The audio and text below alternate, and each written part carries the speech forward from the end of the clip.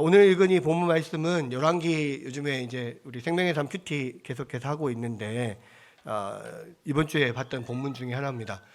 근데 이 본문을 오늘 이렇게 주제 말씀으로 택한 거는 지금 열왕기에 어떤 하나님의 섭리가 계속해서 좀 드러나고 있는 것들을 이렇게 보게 되는데요. 여기서도 지금 그 이세벨과 아합이 모든 여호와의 선지자들 다 지금 죽이고 말살하는 그런 가운데 있거든요. 그런데 또 아이러니컬하게도 아합의 가장 최측근인 궁정 맡은 신하 오바댜가 100명의 선지자를 지금 숨겨놓고 있죠. 그러니까 하나님께서 오바댜를 통하여서 지금 일하고 계신다라고 하는 거예요. 그러니까 이 엘리야 입장에서는 자기 혼자만 남았다고 생각을 합니다. 그런데 하나님께서 오바댜를 남겨두셨죠. 그리고 그렇게 이 모든 여호와의 선지자를 죽이려고 하는 그런 가운데서 엘리야가 특별히 노력하지 않았는데 특별히 막 이렇게 눈높이에서 피해 다니는 게 아니거든요.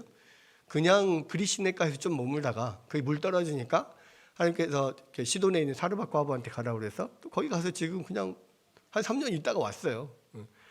숨으려고 노력한 것도 아니고. 근데 지금 이 엘리야가 없는 그런 상황에서 이 아합과 이세벨은 이 엘리야를 찾으려고 그냥 온 나라를 다 들쑤시고 다니고 또 각 나라마다 다 이 협조 공문을 보내가지고 인터폴 수사하는 것처럼 막 그렇게 수사를 하고 난리를 했단 말이에요. 3년 동안 그렇게 뜯고 찾고 했는데 못 찾았습니다. 하나님께서 엘리야를 숨기시고 보호하셨기 때문에 그렇죠. 근데 거기다가 더 지금 놀라운 일은 나중에 이제 이 엘리야가 그 바알과 아세라 선지자 850대 1로 싸우고 난 이후에 그 제사장들 싹 다 죽이고 막 승승장구하고 기세등등했는데 이세벨이 갑자기 이제 마지막 최후의 발악처럼 이 엘리야를 죽이려고 하니까 엘리야가 도망을 가잖아요. 나중에 이제 그 호렙산에 가가지고 그곳에 숨어가지고 굴에서 있으면서 하나님 앞에 한탄하기를 모든 그 여호와의 선지자들 다 죽고 나밖에 안 남았습니다. 그러니까 하나님께서 뭐라고 이야기하신가요? 바알에게 무릎 꿇지 않은 7,000명을 남겨뒀다고. 그러니까 오바댜조차도 알지 못했던, 엘리야도 알지 못했던. 근데 하나님은 놀랍게 그 7,000명을 숨겨서 지금 하나님을 향한 그런 신앙을 계속 이어가고 있다는 거죠. 그러니까 이것은 뭘 이야기하냐면 사실 이제 오늘 이제 함께 볼 주제 중에 하나인데 하나님의 섭리 가운데 하나는 하나님의 택한 자를 하나님의 교회를 끝까지 지켜 보호하신다. 기적적인 방법으로 보호하시는 것이 하나님의 섭리다. 이제 이런 내용들을 우리가 배우게 되는데요. 딱 거기에 가장 맞는 어떤 에피소드이기 때문에 열왕기를 한번 살펴봤습니다. 자, 그러면 이제 오늘 섭리를 이제 보도록 하겠는데요.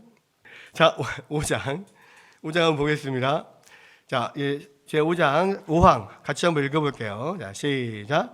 가장 지혜로우시며 의로우시며 은혜로우신 하나님께서는 때때로 자기의 자녀들을 잠시 동안 허다한 시험과 그들 자신들의 마음의 부패에 내버려 두시나니 그것은 그들이 전에 지은 죄를 인하여 그들을 징계하기 혹은 그들의 부패성의 숨은 힘과 그들의 마음들의 기만성을 깨닫게 하여 그들로 하여금 겸손해지게 하기 위한 것이며 또 그들로 하여금 그들의 원조를 위하여 좀 더 긴밀히 또는 끊임없이 하나님께 의지하게 하기 또는 그들로 하여금 장래에 죄 지을 수 있는 모든 기회들에 대항하며 또는 여러 가지 공의롭고 거룩한 목적들을 위하여 깨어있게 하기 위한 것이다. 아멘.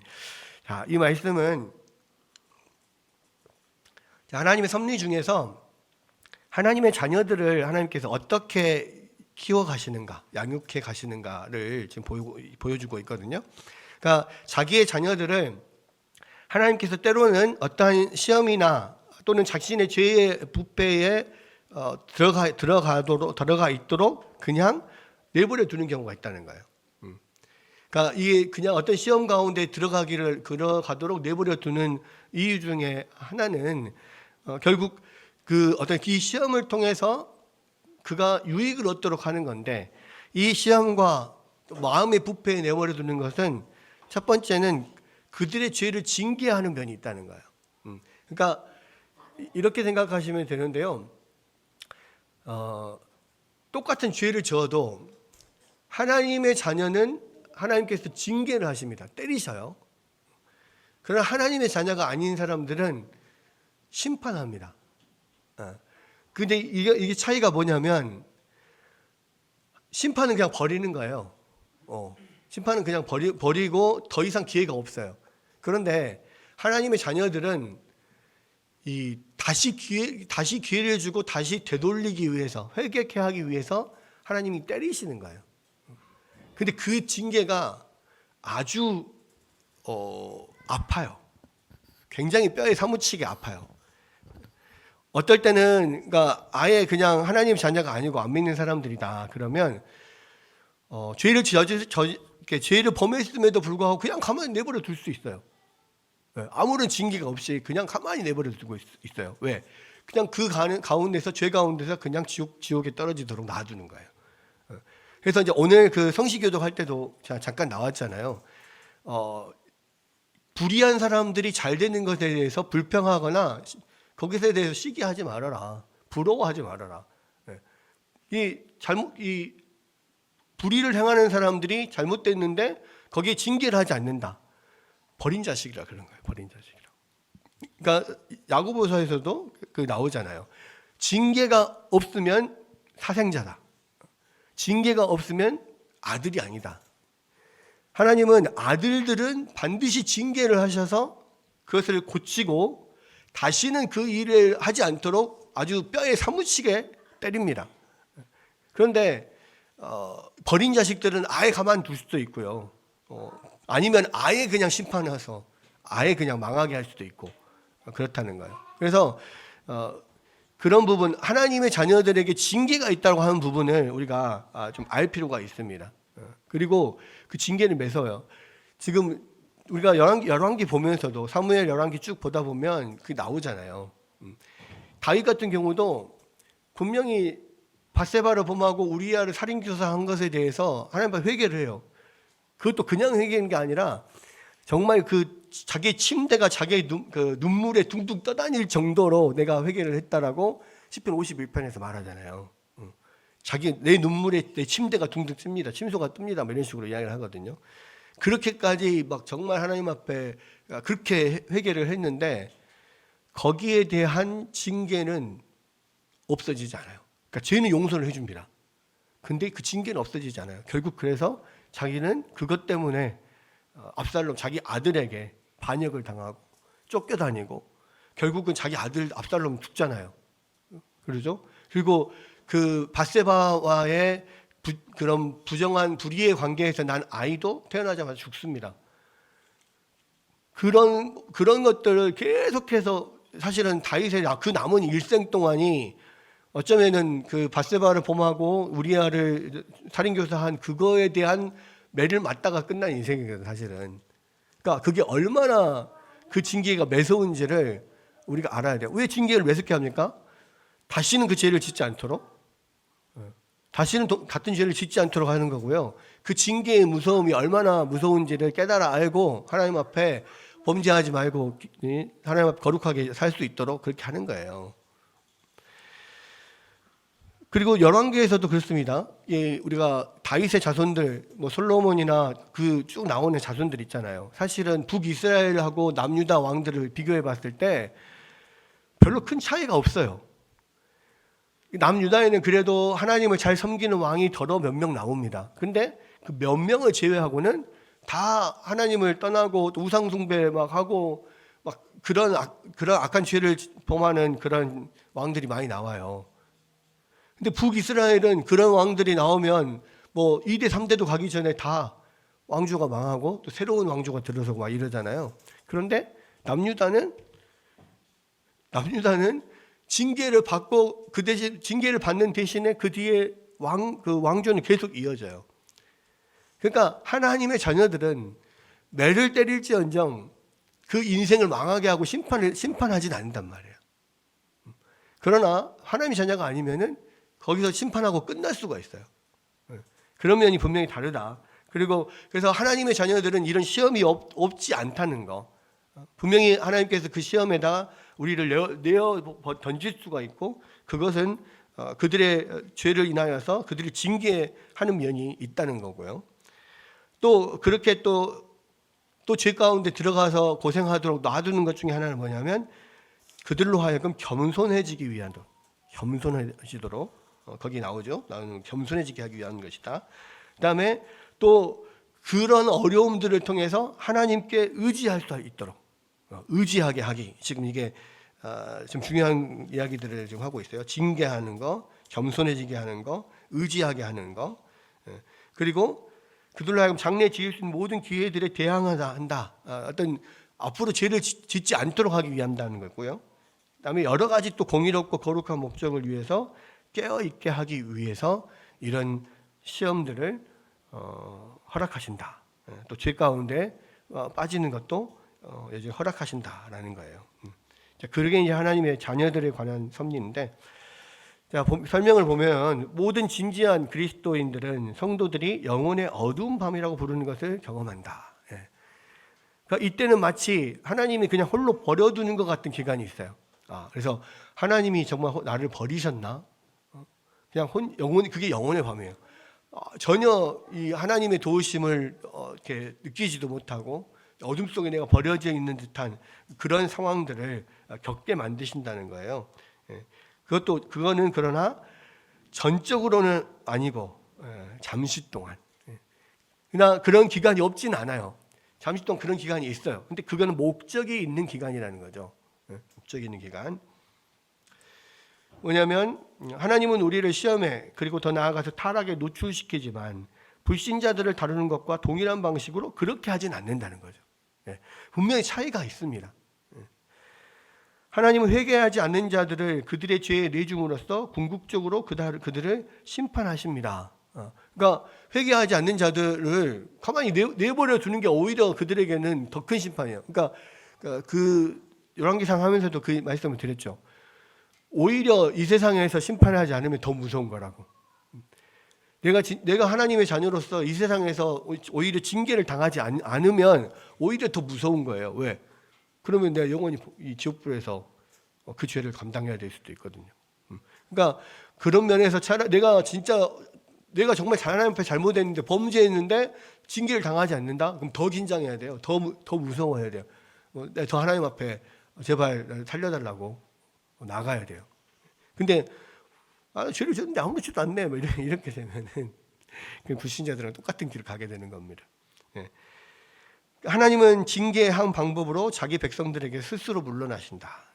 이게 더 무서운 거예요. 근데 양심에 화인 맞은 자들은 이렇게 하나님이 가만히 계시는 거에 대해서 오히려 더 그냥 떳떳하게 죄를 범하고 괜찮네 하고 다닐 수 있어요. 그거는 진짜 내가 버림받은 친구밖에 안 돼요. 근데 하나님의 자녀들은요, 내가 이렇게 범죄를 했는데 하나님 가만히 계신다고? 뭔가 이상한데? 더 오히려 긴장하고 두려워할 수 있어요. 그런 부분들 더 깨어 있을 수 있습니다. 자, 성경은 우리에게 아버지가 그의 자녀에 대한 사랑으로 자녀를 징계하는 것처럼 하나님은 당신의 자녀들을 최종적인 심판자로서가 아니라 민감하게 훈육하는 아버지처럼 징계한다는 사실을 상기시켜 줍니다. 그러니까 징계가 없으면 사생하라 그랬어요. 징계가 있어야만 내가 하나님의 자녀인 거예요. 오히려 더 그것으로 인하여서 내가 하나님의 자녀임을 깨닫게 됩니다. 그러니까 진짜 하나님의 자녀들은요, 그래서 어떤 일을 저질렀을 때 훨씬 더 크게 그게 드러나 버려요. 그러니까 다른 사람들은 죄를 범했는데 아무런 그게 없는데 나는 이상하게 좀 죄를 진 것 같으면은 엄청 크게 맞아요. 그럼 하나님 나만 미워하시나 이렇게 생각할 수도 있거든요. 그게 아니에요. 정말 사랑하시기 때문에 그런 거예요. 하나님의 사랑하는 자들은, 사랑하는 아들들은 죄를 짓는데 가만 놔두지 않아요. 하나님께 더 호되게 다그치고 징계하시고 때리십니다. 그 다음에 하나님은 우리의 더 나은 성화를 위해서 시험이 필요하다고 생각하신다면 그렇게 하신다는 것을 깨달아야 한다라고 하는 거예요. 그러니까 내가 나에게 그런 시험이 닥치고 어려움들이 있어요. 크게 인생에서 크게 실패를 맛봐요. 그러면 두 가지 중에 하나입니다. 하나는 뭐냐? 내가 범죄한 것에 대한 하나님의 징계일 수 있고, 두 번째는 그게 아닌데도 아무리 봐도 내가 하나님 앞에 잘못한 게 없다. 그러면 나를 성화시키기 위해서 이 시험을 주시는 겁니다. 불로 연단하는 거죠. 네. 우리를 정금같이 만들기 위해서 불로 연단하는 거예요. 네. 그래서 그런 시험 가운데 들어갈 때, 소위 말하는 영혼의 어두운 밤에 들어갈 때 우리가 우리 자신을 돌아봐야 돼요. 내가 정말 하나님 앞에 죄를 범했는지 안 했는지, 아니면 이것은 나의 성화를 위해서 나를 하나님 앞에 겸손케 하고 더 거룩해지기 위해서, 하나님이 더 붙들게 하기 위해서 우리에게 이 시험을 허락하신 거구나, 이렇게 생각을 해야 된다는 거죠. 자, 우리는 형제들의 눈 속에 있는 티끌을 보고 우리 눈 속에 있는 들보를 보기를 원하지 않기 때문에 스스로 자신의 잘못을 보기가 어렵습니다. 그러니까 평소에 하나님께서 이렇게 우리에게 시험을 주시거나 우리에게 실패를 겪게 하거나 뭔가 징계를 하지 않으면 우리는 스스로 잘하고 있는지 알아. 괜찮지 않냐? 잘하고 있네, 이렇게 생각한단 말이에요. 근데 하나님께서 우리를 치잖아요. 뭔가 실패하고 어려움에 처해지잖아요. 그러면 돌아보게 되는 거지. 나의 안에 뭔 죄가 있나 보다라고 생각을 하게 되는 거예요. 그러니까 그게, 우리는 항상 나 자신에 대해서는 굉장히 관대한 경향이 있어요. 관대한 경향이. 근데 하나님이 그것을 깨뜨리기 위해서 우리에게 이런 시험을 허락하신다라는 겁니다. 자, 때때로 하나님의 징계가 우리를 깨어진 상태까지 낮추시고야 비로소 그것을 보게 된다고요. 그래서 우리에게 오는 시험은 결과적으로는 우리에게 영적으로 유익한 거예요. 그래서 그 하나님은 자신의 섭리 속에서 계속 우리를 도우시는 거예요. 우리가 우리 스스로 자신을 보도록. 그냥 평탄하게 그렇게 있으면 절대로 우리가 느끼지 못할 것을 어려움 속에서 우리가 느끼고 경험하게 만드는 거라는 거예요. 자, 그다음에 우리의 징계도 잠시 버림받았다는 느낌도 하나님의 위로하시는 임재에서 일시적으로 추방되는 것도 다 우리의 유익을 위한 것이다. 그러니까 그런 것들을 우리가 이거는 나를 위해서, 나의 유익을 위해서 하나님께서 허락하시는 거다라는 것들을 우리가 기억할 필요가 있고요. 그런 터널은 결국 우리가 견뎌야 돼요. 그러니까 이게 어떻게 해도 내가 내 힘으로는 통과할 수 없는 그런 어두운 터널을 지나가는 것처럼 느껴질 때가 있어요. 앞이 보이지 않아요. 아주 깜깜해, 빛이 보이지 않아. 근데 내가 그런 터널을 통과하면서 나 자신을 돌아봤는데 특별히 내가 하나님 앞에 그렇게 잘못한 게 없는 것 같아. 그러면 이것은 하나님이 나를 위하여서, 나의 어떤 성화를 위해서, 성숙을 위하여서 나에게 주시는 시험이다. 그럼 그것을 감사함으로 견뎌야 돼요. 결국 이 마지막 끝에 내가 정금과 같이 나올 것을 기대하면서 하나님을 붙들고 의지하면서 그 상황들을 견뎌내야 돼요. 그러다 보면 어느덧 이 출구가 보이는 거죠. 긴 터널이 끝나고 저 빛이 보이기 시작해요. 출구가 보이기 시작하고 그 출구로 나가면 이제는 내가 한 단계 더 업그레이드 되는 그러한 성숙 또 성장 이런 것들이 있을 수 있다는 겁니다. 자, 어두운 영혼의 밤 통과할 때 하나님의 생각을 읽을 수 없는 우리는 어떻게 해야 되느냐? 첫 번째는요, 하나님의 섭리와 선하심을 신뢰해야 돼요. 그러니까 여기 있잖아요. 앞에 아무것도 보이지 않으면 우리가 할 수 있는 것은 유일하게 하나님은 선하시고 하나님은 우리에게 유익을 주기 위해서 이 시험을 허락하셨다. 이것은 하나님이 허락하신 시험이다. 내가 이것을 이겨내고 견뎌내면 정금과 같이 나올 것이다. 이걸 믿어야 된다는 거예요. 첫 번째가. 두 번째는 주님, 당신의 뜻은 무엇입니까? 하나님의 뜻을 물어야 돼요. 이게 나의 잘못 때문인지, 나를 성화시키기 위함인지, 어떤 다른 계획이 있는지, 또 다른 어떤 선한 계획을 위하여서 사용되는지 잘 모르잖아요. 그러니까 계속 하나님 앞에 물어봐야 돼요. 물어보면서 기도하면서 그렇게 해야 되는 거고요. 세 번째는 우리 자신을 점검하는 거. 이게 이제 우리의 죄가 죄 때문인가를 살펴보는 거죠. 이 세 가지가 우리가 영혼의 밤을 통과할 때 꼭 알고 있어야 되는 그러한 것들입니다. 이 세 가지를 기억을 꼭 해주시고요. 자, 그리스도께서 우리의 형벌적 진노를 제하셨다는 사실이 우리가 하나님의 교정적 진노를 경험하는 것을 막지는 않는다. 이게 뭔 말이냐면 우리의 모든 죄에 대한 죄값을 예수님이 십자가에서 치르셨잖아요. 그러면 내가 거기에 대한 치를 값은 없잖아요. 그게 형벌적 진노예요. 그러니까 나의 죄에 대한 모든 이 형벌로서의 그 진노는 예수님이 대신 십자가에서 다 지셨어요. 그럼 우리에게는 아무것도 남아있지 않느냐? 아무런 벌도 없느냐? 아니요, 벌이 있다니까요. 다윗이 받은 것처럼 벌이 있어요. 그건 뭐냐? 교정적 진노예요.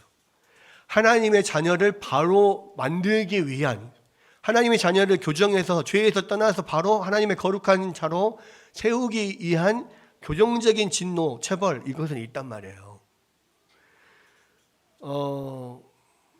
예를 들어서 이런 겁니다.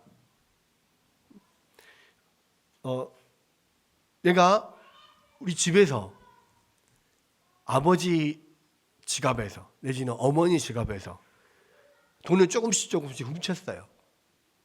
처음에는 조금씩 훔치니까 이게 티가 안 나잖아요. 처음에는 1,000원 훔쳤다가, 그 다음에는 10,000원짜리 훔쳤다가, 그 다음에 50,000원짜리 훔쳤다가, 어느 날 보니까 지갑에 100만원짜리 수표가 있네? 근데 이것도 모르겠지 하고 그냥 훔쳤어요. 예를 들어서. 근데 이제 그 도난 신고가 들어갔어. 이 경찰이 와서 조사를 막 해보니까 범인이 아들이야. 근데 절도죄는 형법이 적용이 되는 거잖아요. 얼마를 이렇게 훔쳤는지에 따라서 그 형법상의 형량을 받아야 돼요. 뭐 징역을 살든지 돈을 뭐 갚든지 거기에 대한 어떤 형벌을 받아야 되는데, 우리 아들이니까 예를 들어서 고소를 취하하고 뭐 전혀 이런 것들을 형사상의 벌을 받지 않도록 그렇게 했어요. 그러나 그렇다고 해서 그냥 그것을 예를 들어서 고소를 취하를 했다고 해서 계속해서 부모의 돈을 훔쳐가는 버릇이 있는 이 아이를 그냥 놔둘 거냔 말이에요. 아니잖아요. 뒤지게 패야지. 다리몽둥이를 분질러서라도 그런 짓을 하지 않도록 해줘야 되잖아요. 그게 교정적 진노인 거예요. 그러니까 형법상의 형사상의 벌은 받지 않아요. 감옥에 들어가진 않아. 그런데 아버지로서 자녀를 바르게 이끌도록 하기 위한 그런 벌은 그건 없어지지 않는다고. 그러니까 우리도 마찬가지예요.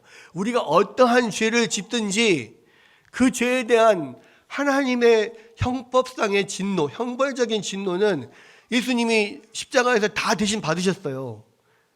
근데 우리는 이제 그러면 끝나고 더 이상 나에게는 벌이 없냐? 아니라니까요. 우리가 범한 죄가 크면 클수록 그 벌에 대한 하나님의 교정적인 진노는 엄청 더 아프게 맞아요. 오랫동안 겪어요. 그러니까 많은 사람들이 오해하는 게 예수를 믿으면 더 이상 벌을 안 받는다고 생각해. 그러지 않아요. 형벌적 진노는 면제되지만 교정적 진노는 여전히 남아있어요. 어쩌면 그것이 우리에게는 더 아플 수도 있어. 그리고 그 죄는, 그 진노는요, 교정적인 진노는요, 반드시 이 땅에서 받아요. 어떤 분은 그 이야기 하더라고. 하나님의 백성들은 그러면 그 모든 벌은 안 받고 마지막에 천국에 가가지고 거기서 어떤 남은 벌을 받거나 아니면 자기 하는 행위에 대한 상급을 받거나 뭐 그런 거 아니냐라고 생각을 하시지만, 천국에서 벌을 받으면 천국인가요? 천국에는 벌 받을 일이 없는 사람이 들어가는 게 천국이에요. 그잖아요. 천국에 들어가서는 벌 받지 않아요. 그러면 또 우리에게는 형벌적 진노가 없어졌기 때문에 천국에 들어가기 전까지 교정적인 진노를 받고 우리가 교정이 돼야만 천국에 들어가는 거예요. 도둑놈의 어떤 그러한 본질을 가지고는 천국에 못 들어가요. 도둑놈의 본질이 이게 고쳐져야 돼요. 교정이 돼야만 천국에 들어갈 수 있다고. 그래서 하나님의 자녀로서 분명히 내가 예수 그리스도를 믿고 내가 주님 안에 있는 하나님의 자녀라면 내가 잘못하잖아요. 내가 잘못해서 어떤 죄를 범하게 되면 그 교정적인 진노는 이 땅에서 다 받고 가야 돼요. 그래서 무서운 거예요, 사실은. 죄가 무서워요. 왜? 죄만큼 벌이 무서우니까.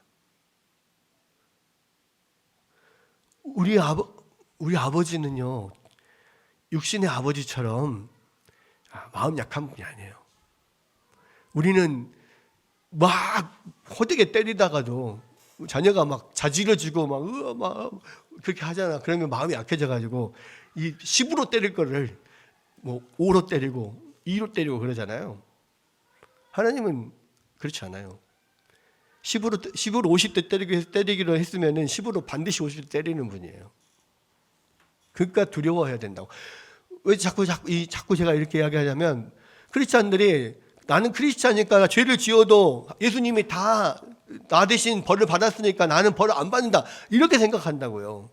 아니라고 지금 말씀드리는 거예요. 교정적 진노는 남아 있어요. 그리고 이 땅에서 다 받아야 돼요. 그것을 완전히 다 받아야만 여러분 천국 갑니다. 그러니까 두려워해야 됩니다. 죄 짓고 회개하면 되지. 이게 죄를 쉽게 용서받는 게 아니라니까요.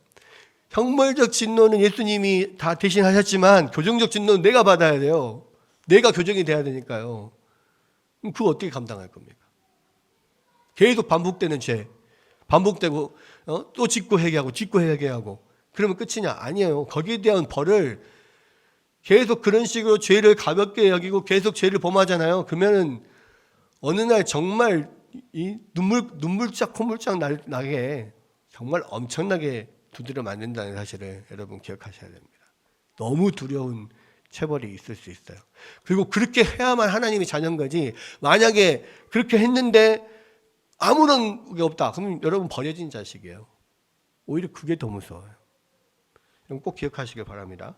형벌적 진노는 그리스도께서 제하셨지만 교정적 진노는 여전히 우리가 받아야 될 거라고. 다음, 우리 삶에 대한 하나님의 주된 뜻은 우리의 거룩함이에요. 그러니까 하나님께서 우리를 거룩하게 만드시기 위해서 이런 어려움과 시험들을 계속해서 허락하신다는 거고, 하나님 우리가 거룩하기를, 당신의 아들 형상을 닮기를 원합니다. 그래서 우리에게 있어서 우리의 일생의 주된 관심사가 뭐가 되어야 되냐면 예수님 닮기, 예수님처럼 거룩하게 살기, 이게 우리의 주된 관심사가 되어야 돼요. 그래서 계속 하나님 앞에서 우리가 우리 죄를 고백하고 또 회개하고 그것을 바꿔나가고 좀 그렇게 살기 위해서 노력하는 면들, 이런 면들이 필요하다는 거예요. 왜냐하면 우리는 천국 들어갈 때 예수님과 같이 되어서 들어가야 되거든. 근데 여기서 아무런 노력도 없이, 아무런 뭐 회개도 없이 그냥 그렇게 있다가 어느 날 갑자기 천국에 쏙 들어간다? 그럼 딱 들어가는 순간 우리가 자동으로 예수님 같은 인격으로 변화될 줄 압니까? 천만의 말씀이에요. 여기에서 계속 변화되어 가야 돼요. 계속해서. 그러니까 늘 우리가 죄에 관한 것에 민감하게 여기고 그런 부분들에 대해서 주님을 닮아가기를 우리가 노력하고 해야 된다는 겁니다.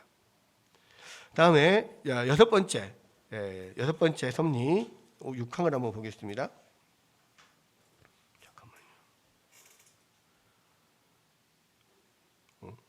아닌데. 네. 자, 6항 한번 읽어보겠습니다. 시작. 의로운 재판장이신 하나님이 그들의 전에 지은 죄들 때문에 눈멀고 강팍하게 하신 불경한 사람들에 관하여 말하면 그들의 이해를 밝게 하고 마음에 역사했을 수 있는 하나님의 은혜를 그가 그에게 주지 않으실 뿐 아니라 때로는 또한 그들이 이미 가졌던 은사들조차 거두시고 그들의 부패가 죄를 짓도록 만든 심지어 부패로 말미암아 죄를 짓게 하는 여러 대상들에게 그들을 노출시키기까지 한다. 또 그 위에 그들을 그 자신들의 정욕들, 세상의 시험들, 타단 능력에게 내어주시니 그것에 의하여 그들은 하나님이 다른 사람을 부드럽게 하기 위해 사용하시는 방편들 아래서도 자신들을 강팍하게 한다. 뭐 어려운 말인데요. 그러니까 하나님의 자녀가 아닌 그냥 그런 일반 그냥 그런 죄인들에게는 하나님의 은혜가 거두어지는 겁니다. 그리고 그런 부패에 계속 거기에 내버려 두는 거죠. 그리고 심지어는 하나님께서 다른 사람들을 위해서 유익을 주기 위해서 사용하는 그 수단까지도 오히려 그 사람들을 강팍하게 만드는 그런 면이 있다라는 거예요. 예를 들자면 복음의 경우, 복음이 전해지면요, 하나님의 선택받은 백성들은 복음을 듣고 하나님께로 나옵니다. 또 말씀이 책망을 하잖아요. 그러면 하나님의 백성들은 그 말씀을 듣고 회개하고 나옵니다. 하나님 앞에. 그런데 하나님의 백성이 아니면 복음이 전해지면 더 튕겨져 나갑니다. 이 뭐 경고의 말씀이 나가면은 거기다 회개하고 돌아온 게 아니라 더 거부하고 더 죄 가운데로 들어가는, 더 마음이 강팍해지는 이런 면들이 있습니다. 그러니까 그 부분에 대해서 지금 이야기를 하는 건데요. 봅시다. 자, 6항은 타락한 사람들에게 자신의 공의로운 심판을 가하시는 방법을 자세하게 설명해 준다 그랬어요. 이번에 그러니까 타락한 사람들에 관한 이야기입니다. 6항은 하나님은 그들에게 한층 더 유혹을 받게 하실 뿐 아니라 그들의 마음을 강팍하게 하고 눈멀게 하신다. 하나님은 이러한 형벌을 가하신 후에 그들의 불경건에 인하여서 또한 그들을 심판하신다. 그러니까 이게 마치 어떤 것 같냐면 하나님께서 더 일부러 그들에게 더 유혹하고 더 강팍하게 하고 더 눈멀게 해놓고, 하나님이 그렇게 해놓고 왜 그들을 이렇게 심판하냐 이렇게 말할 수 있잖아요. 그런데 하나님이 그들을 죄악 가운데 더 강팍하게 해서 더 많은 죄를 짓도록 하나님께서 의지를 가지고 그렇게 그들을 이렇게 꼭두각시처럼 이용해서 그 죄를 짓도록 만든 분은 아니란 말이에요. 하나님은 죄를 조성하시는 분이 아니라 그랬잖아요. 그죠? 그러니까 이런 경우에는 더 유혹을 받도록 하나님께서 내버려 두시는 거죠. 그 마음이 강팍해지도록 더 눈멀도록 하나님께서 통제하지 않으시는 거예요. 그냥 내버려 두는 거예요. 사실은 그 이야기를 이제 설명을 하고 있는데요. 하나님은 사람들을 버리실 때 그들 자신에게로 버린다는 거예요. 그러니까 하나님이 그들의 자유의지를 제거하는 것이 아니라 오히려 그들 자신의 자유의지로 넘겨버려요. 왜? 그들은 자기가 스스로 행하는 모든 의지는 다 죄로 나아가는 의지거든요. 죄를 향하여 나가는 의지예요. 그러니까 하나님께서 악인들조차도 그 죄를 통제하고 좀 멈추게 하지 않으면 그냥 고속도로 타듯이 그냥 하이웨이로 쭉 가장 극한의 죄까지 나아가 버려요. 그런데 이 세상이 그렇게 엉망진창으로 막 완전 죄악으로 빠져들지 않는 이유는 뭐냐면 하나님이 그들의 죄조차도 중간중간 커트를 하시고 통제를 하시기 때문에 그렇게까지 나가지 않는다는 거예요. 그런데 진짜 그 사람들을 버리셨다 그러면 아예 그냥 그들 마음대로 하도록 내버려 둔단 말이에요. 그들이 마음대로 하면은 다 극악한 죄로 빠지게 돼 있어요. 그게 인간의 마음의 부패함 때문에 그렇거든요. 인간이 타락한 이후에 하나님이 간섭하지 않으면요, 죄의 극한까지 가버리는 것이 인간의 마음이에요. 그러니까 하나님이 악한 자들을 버리시면 아예 통제를 안 해버려요. 그 이야기입니다. 근데 더 마음을 강팍하게 한다는 이야기가 뭐냐면 은혜의 손을 거두어버린다는 이야기예요. 통제의 손을 거두어버린다는 이야기예요. 그것에 의해서 그들은 자기 마음의 악한 욕망을 선택하는 거예요. 스스로. 우리의 본성적인 상태의 핵심은 우리 마음에 하나님에 관해서 돌과 같다는 겁니다. 그러니까 우리 마음은 자연 상태 그대로는요, 아무도 하나님을 뜻대로 하고자 하는 사람이 아무도 없어요. 아무도.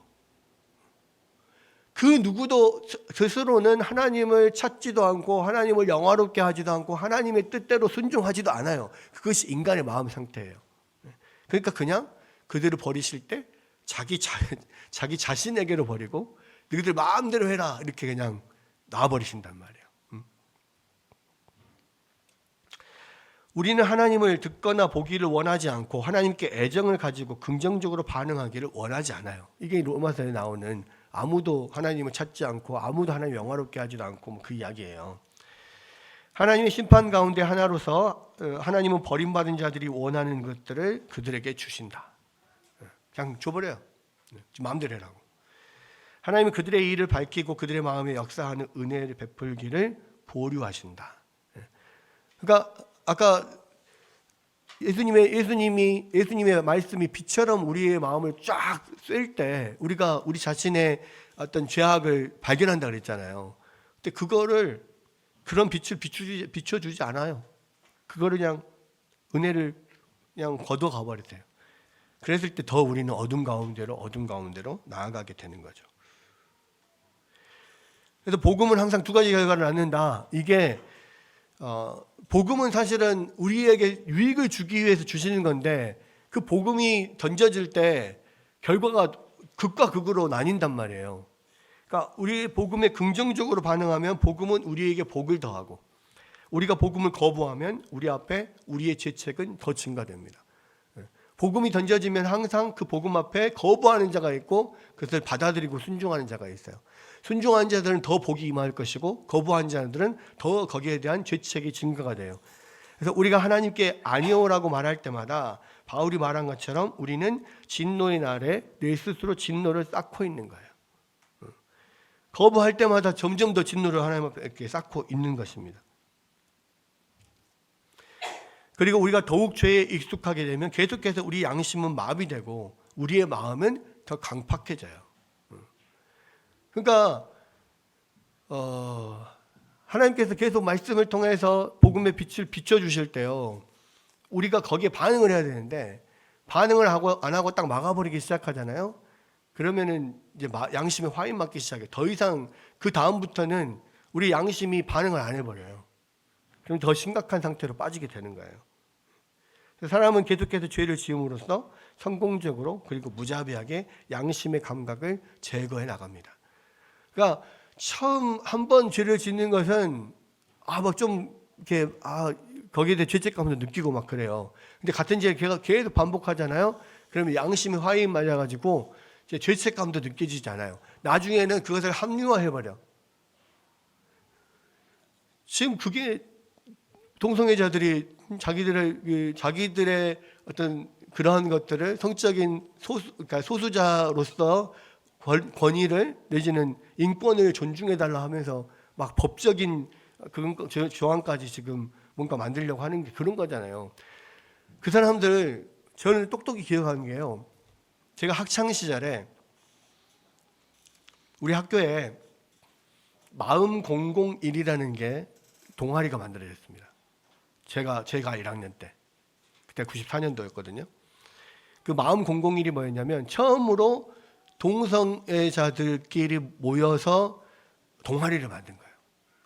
그것을 그때 당시에는 뭐 동성애라고 하는 것 자체를 다들 모든 일반적인 사람들이 다 이거는 말도 안 되는 거다, 죄악이다, 다 그렇게 생각을 했거든요. 그래서 인식이 아주 그런 거에 대해서는 전혀 허용하지 않을 때였어요. 근데 이제 그게 처음 시작했는데 나는 저런 걸 동아리라고 만들었을까? 뭐 그런 사람들이 있나? 막 이렇게 생각을 했어요. 그 마음 001이라는 게 그때 당시에 어떤 그 사람들의 인식이 그 정도밖에 없다는 거예요. 뭐 0.001% 뭐 이런 정도. 그렇게 때문에 이게 이제 시간이 가면 갈수록 조금씩 숫자가 커지면서 그런 어떤 우리나라 안에 그런 동성애에 대한 인식이 어느 정도 퍼지는 것들을 생각하고 마음 공공일이라고 했어요. 근데 제가 중간에 이제 군대를 갔다 왔잖아요. 근데 그런 게 없어진 줄 알았어. 근데 그 몇 년 사이에요. 엄청 커졌어요. 그래서 퀴어 축제도 막 하고 이상한 나라에 에리스가 된 거예요. 근데 지금은 보십시오. 지금은 그 사람들이 자기 법적인 권리를 주장하고 그런 성적인 취향에 따라서 차별을 받지 안 할 차별금지법을 법으로 정해달라고 지금 난리를 치고 있는 상황이라니까요. 이거는 그때는 그 사람들이 숨어가지고 이렇게 있었는데요. 이제는 떳떳하게 막 나는 그거를 이제 커밍아웃 한다고 하잖아요. 나는 성소수자입니다. 이야기를 하면서 그냥 떳떳하게 해요. 그 법적으로 그 인권을 인정해달라. 뭐 이렇게 나온다고요.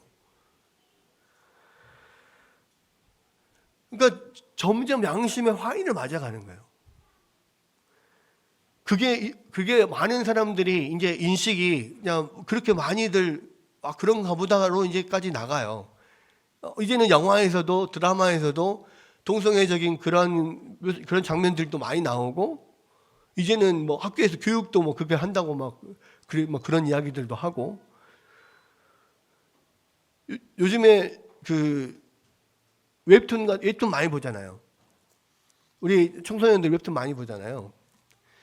웹툰의 한 장르가 BLGL이라는 장르가 있다니까요.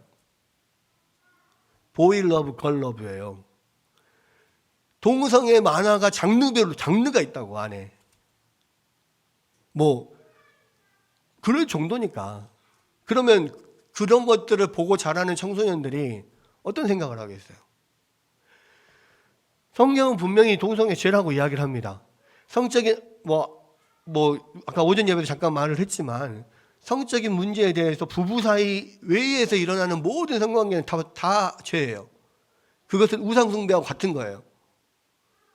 그런 정도라고. 왜 하나님과 이스라엘 백성들이 신랑과 신부로서 성경에 많이 묘사가 되기 때문에 항상 그 우상숭배와 그런 간음은 항상 통하거든요. 그래서 간음죄도 사실은 우상숭배죄하고 똑같아요. 그만큼 간음하는 사람들 돌로 쳐서 죽이라고 하는 게 우상숭배도 돌로 쳐서 죽이는 거잖아요. 똑같다니까요. 근데 이 시대는 간통죄가 없어졌어요. 아까 말했던 것처럼. 그게 당연한 걸로 생각한다고요. 그리고 결혼을 했는데 배우자가 있음에도 불구하고 애인은 따로 있는 것이 당연한 세상이 돼버린 거야. 그래도 우리 믿는 사람들은 그래도 그렇게까지는 자랑하진 않죠. 근데 세상 가보십시오. 동창회 뭐 이런 데 가봐요. 진짜 볼 수가 없어요. 볼 수가. 그잖아요. 왜 그렇습니까? 이 시대가요. 양심의 화인을 맞아가고 있어요. 다 괜찮다라고 생각해. 다들 하니까 괜찮다. 여러분 점점 그래서요. 타락한 사람 기준을 낮춰요. 합리화를 한다니까요. 이 사람들이 지금 합리화하기 시작했어요. 법적인 합리화를 하기 시작했다고. 여러분 이런 부분에 대해서 지금 하나님이 가만 내버려 두시는 것은요. 우리 심판하는 거예요. 우리가 경각심을 가져야 됩니다. 정말로.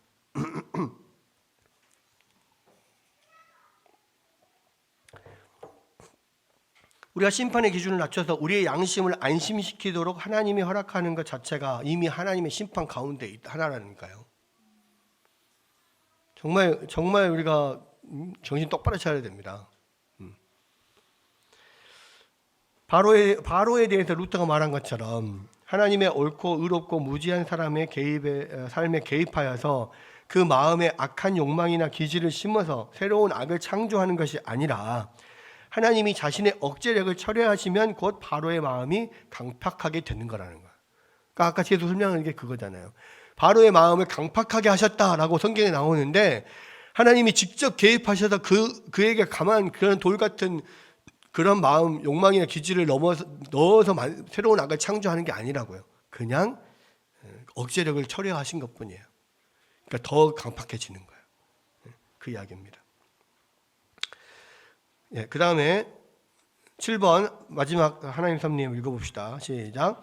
하나님의 섭리는 일반적으로 모든 피조물에게 미치는 것과 마찬가지로 가장 특별한 양식으로 교회를 보호하며 만사를 교회에 유익하도록 처리하신다.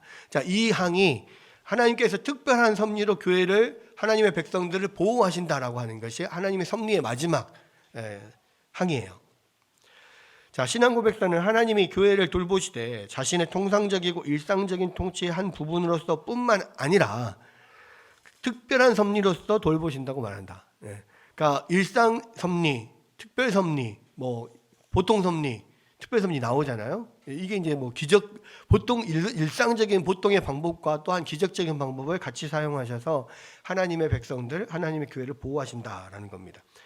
역사상 하나님이 자신의 교회에 특별하게 간섭하여 인도하신 중요한 문제들이 많이 존재를 했는데, 대표적으로는 하나님께서 정경을 수납하는 교회 결정의 역사에 하나님의 특별한 섭리적 돌보심이 있었다라는 거예요. 그러니까 이 성경 66권이 정경으로서 정해지는 그 모든 그 역사들 안에는 하나님의 특별한 간섭이 있었단 말이죠. 그래서 이 성경 66권이 정경으로서 딱 정해지고 완성되는 것조차가 하나님의 특별한 섭리였다라고 이야기를 하고 있는 거고, 자, 구약은 보이는 교회의 배교와 타락의 역사를 기록하고 있습니다. 그것은 백성과 하나님이 체결할 언약을 거부하고 하나님이 그들과 맺으신 언약의 순결함을 우상 숭배와 다른 이방 관습들로 바꾼 백성들의 이야기입니다. 그러니까 지금 열왕기 뭐 이야기 내용이 다 지금 계속 하나님을 떠나고 배반하고 우상을 숭배하고 하는 그런 이야기잖아요. 근데 그 드라마 안에서 밑에 내내 흐르는 게 뭐냐면 자신의 백성들을 보호하시는 하나님의 역사가 흐른단 말이죠. 그 많은 계속해서 하나님 앞에 우상 숭배하고 하지만 하나님께서 약속하신 다윗의 자녀들에게, 다윗의 자손들이 계속 그 왕위를 이어가도록 하나님께서 하시고, 그 마지막에는 결국 그 다윗의 자손으로서 그리스도가 오게 하셔서 하나님의 놀라운 역사를 이루게 하시잖아요. 또 예수님이 태어날 당시에 이스라엘 교회는 쇠퇴했고 경건이나 헌신, 그리고 하나님 말씀에 대한 열의는 거의 남아있지가 않았습니다. 그리고 그때 당시 사람들은 성경보다 전통을 추종하고 있었고, 예언의 소리는 400년 동안 없었어요. 잠잠했어요. 그런 가운데 하나님께서 예수님을 보내신단 말이에요. 그러나 그러한 어두운 가운데서도 사가랴나 엘리사벳, 또 마리아, 요셉, 시몬, 안나 이런 사람들이 수세기 전에 약속했던 망각하고 있었던 그런 약속을 기억하고 있었어요. 그렇죠? 그리고 하나님은 특별한 섭리로 사람들 가운데서 이런 작은 무리들을 보존하셨고, 결국 그들을 통하여서 예수 그리스도가 이 땅에 오시게 만드시고, 또 예수 그리스도를 통해서 하나님의 교회가 탄생하도록 이끄셨던 거죠. 그러니까 그 모든 구약과 신약의 역사 내내 하나님의 보호하심이 계속 흐르고 있다는 겁니다. 그래서 특별한 섭리로, 또 일상적인 어떤 보통의 방법으로 두 가지를 다 하나님께서 사용하셔서 주의 몸된 교회를 보호하고 계시고, 그래서 아벨로부터 오늘까지 이르기까지 교회는 항상 존재했고, 그 교회가 바로 영구적 존속을 절대적으로 보장받는 유일한 기관이다. 그래서 하나님의 교회는 끝나지 않아요. 영원까지 하나님의 교회, 하나님 백성들은 하나님께서 지키신다라는 겁니다.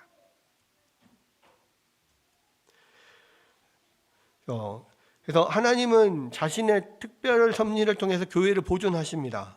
그리고 하나님의 특별 섭리가 바로 교회의 영향력과 신용, 그리고 중요성이 거의 없는 것처럼 보이는 이 시대에 격려가 되는 일이라는 거예요. 그러니까 이러다가는 이제 이 교회가 더 이상 없어지겠다, 막 이렇게 생각이 들지만, 그러나 교회는 파괴될 수 없다는 거예요. 왜? 하나님의 놀라운 섭리로 이 세상 마지막까지 보호하시는 유일한 기관이 교회이기 때문에 그래요. 그래서 하나님은 지금으로도 앞으로도 여전히 계속해서 이 교회를 보존하실 것이다. 그것이 성경의 약속이다. 그래서 아무리 교회가 쇠퇴하고 영향력이 또 세진해졌다 할지라도 하나님의 교회는 반드시 존속되어 가고 또 하나님의 때에 또 부흥을 일으키실 때가 있을 거다. 우리가 그런 것들을 기대하고 소망하면서 또 부흥을 우리가 또 기다리고 위해서 기도하고 또 하나님의 뜻이 이루어지도록 이렇게 해야 될 줄로 믿습니다. 예, 오늘은 섭리 여기까지 마치고요. 다음 주부터는 6장 타락으로 들어가도록 하겠습니다.